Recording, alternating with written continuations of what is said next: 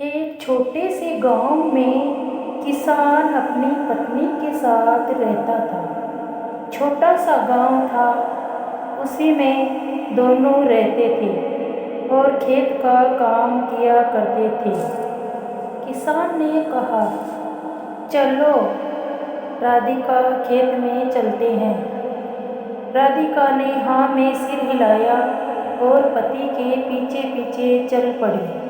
रास्ते में एक घर दिखाई पड़ा। रामू ने कहा, मुझे कुछ काम याद आ गया है, तुम यहीं खड़ी रहो, मैं थोड़ी देर में आता हूँ। उसकी पत्नी ने हाँ में सिर हिलाया और वहीं पर खड़ी रह गई।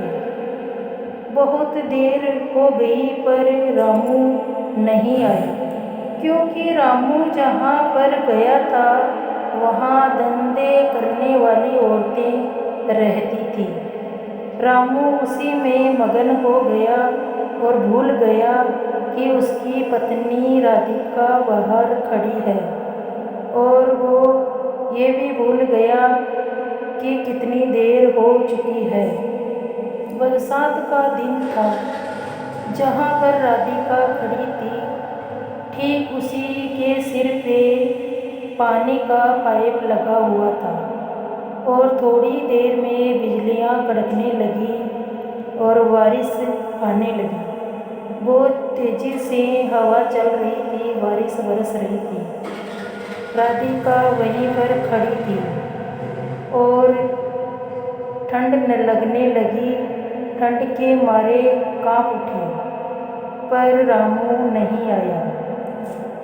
राधिका के शरीर पूरी तरह ठंड के मारे धुँज रहा था और पूरा शरीर काँप उठा।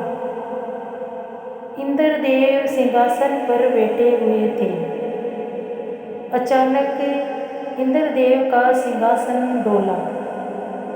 इंद्रदेव ने कहा, सैनिक, तुम पता करके आओ, धरती पे कोई सत्यवादी इंसान कष्ट में है।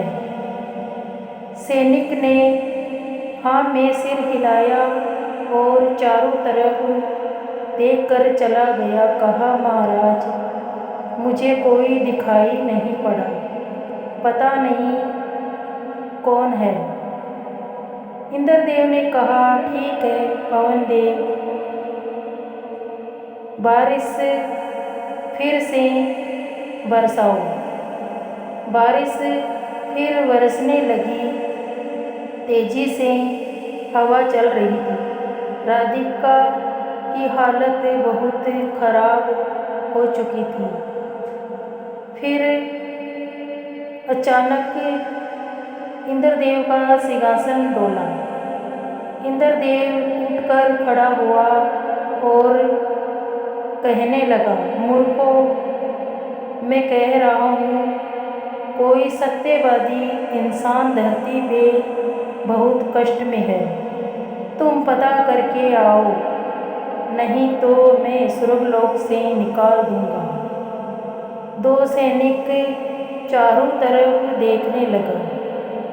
देखते देखते उनकी नज़र पड़ी तो वही राधिका ठीक पानी के पाइप के नीचे खड़ी हुई थी और भीग रही थी।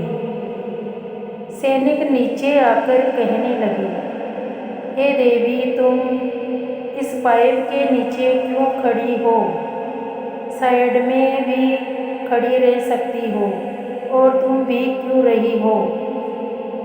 उस राधिका ने कहा, ये मेरे पति की आज्ञा है। मेरे पति कहकर गए थे तब तक मैं ना आऊँ जब तक तुम यहीं पर खड़ी रहो। मैं मेरे पति की आज्ञा नहीं टालूंगी। जब तक वो नहीं कहते आकर, तब तक मैं यहीं खड़ी रहूँगी। जब राधिका ने इनकार कर दिया तो सैनिक वापस जाकर कहने लगे, महाराज, हमने बार बार कहा, पर वो एक औरत है वो भीग रही है, हम ला रहे थे, हमारे साथ आने से इनकार कर दिया। वो कह रही है, जब तक मेरे पति आकर नहीं कहते तब तक मैं हिलूंगी नहीं, मैं यहीं पर खड़ी रहूंगी।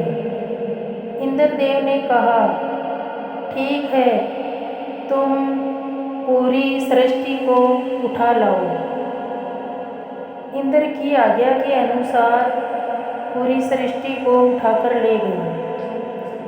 उसके पति को खड़ा कर दिया और पूछा, तुम कहाँ थे और तुम्हारी पत्नी क्यों भीग रही थी?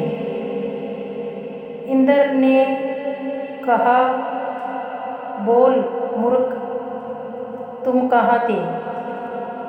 रामू हाथ जोड़कर कहने लगे, महाराज मुझे क्षमा करें, माफ़ करें, मेरी गलती हो गई। इंद्र को क्रोध आया, दुष्ट, जा तू कीड़े मकोड़े की तरह बनकर धरती पर इधर उधर रेंगता रह, तेरी यही सजा है। और उसकी पत्नी को स्वर्गलोक में ही इंद्र ने रख लिया और कहा, तुम आराम से रहो, यहाँ किसी चीज़ की कोई कमी नहीं है। इसीलिए भगवान कहते हैं, सत्य के साथी है, सत्य पर भगवान खड़े रहते हैं हर इंसान की सहायता के लिए।